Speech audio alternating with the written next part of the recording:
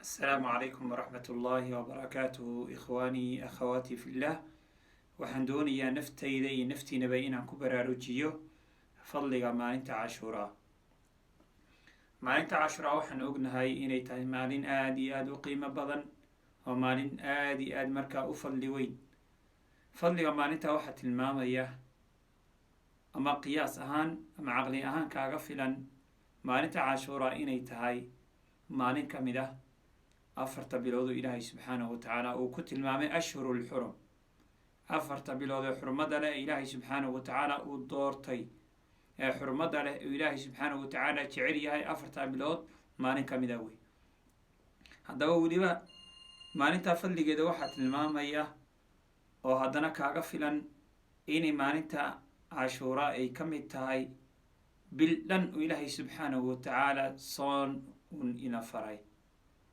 bisha muxaram ilaahay subxaanahu watacaala inaan soonno oo aan soon kaga qayb qaadano intaan ka soomi karno ayuu nabigana faray sala allahu calayhi wasalam. ilaahayna uuna faray. nabiga sala allahu calayhi wasalam waxaa ka sugnaatay inuu yidhi afdalu siyaami bacda ramadaan siyaamu shahri lmuxaram. soonka ugu fiican marka ramadaan laga yimaado waa soonka la sooma bisha markaa muxaram.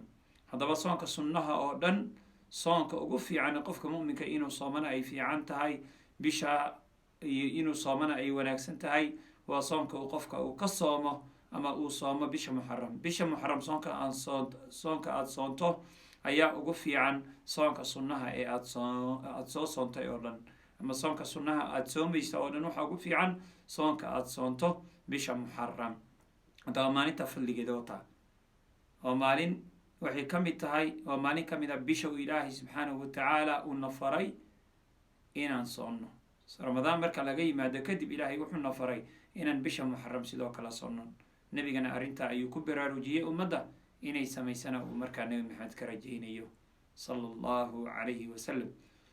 haddaba saddex qodob baan rabaa inaan tilmaamo.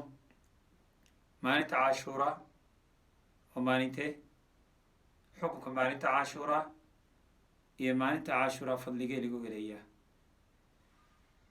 qodobka afraad aan ku darsanaya waxay tahay qofka mu'minka maalinta cashuuraa maxaa looga baahan yahay hadduu soomo maalinta. hadduu qofka soomo muxuu nabiga sala allahu calayhi wasalam uu nagula dardaarmay uu nabiga nagu yiri sameeya.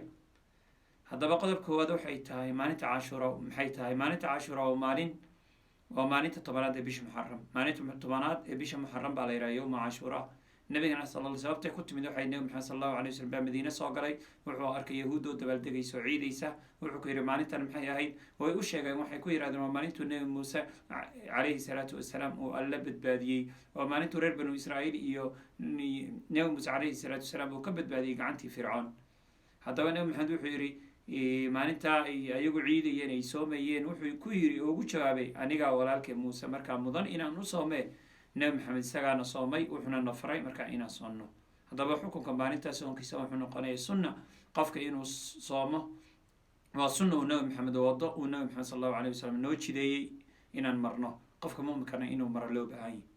haddaba maalintaa fadligeeda waxaa lagu helayaa maalinta qofkii sooma wuxuu fadli ahaan wuxuu u helayaa nabiga noo sheegay calayhi salaatu wasalaam. dhegeyso nabiga wuxuu yihi sala allahu alayh wasalam axtasibu cala allahi an yukafira asanata alatii qablah.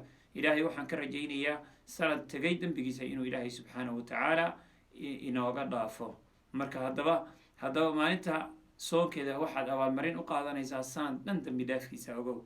haddaba nebi maxamed sala allahu alayh wasalam wuxuu markaa na faray maalinta tobanaad inaan raacino maalin ka horeysa ama maalin ka dambeysa. nabi maxamed sal allahu alay wasalam waxaa ka sugnaatay inuu yidhi lain abqaytu la asuumanna taasic. haddaan sii noolaado sanadka dambe waxaan soonka raacinaya soonka yowma cashuraa waxaan raacinayaa maalinta sagaalaad. haddaba nabi maxamed sal allahu alayh wasalam si loo khilaafay yahuudda wuxuuna faray inaan maalin ka hormarino ama maalin ka dambeysiino. qofkii isku heli kara sagaalaad iyo tobanaad wuu soomi karaa. qofkii markaa tobanaad iyo kooiyo tobanaad markaa ama sagaalaad ay dhaafto tobanaad iyo kooiyo tobanaad markaa soomay si yahuudda loo khilaafo. sidaasaa sunno ah. walaal ka faa'iidayso, walaaladaa uga faa'iiday, sheergaree, walaalada la wadaag. haddaba walaal maalintaa fursadda inay ku dhaafin. laga yaabaa beritole inay kusoo mari weyso, laga yaabaa inaad fursad u heli weydo oo fursadba lagu siin waayo. asalaamu calaykum waraxmat ullahi wabarakaatu.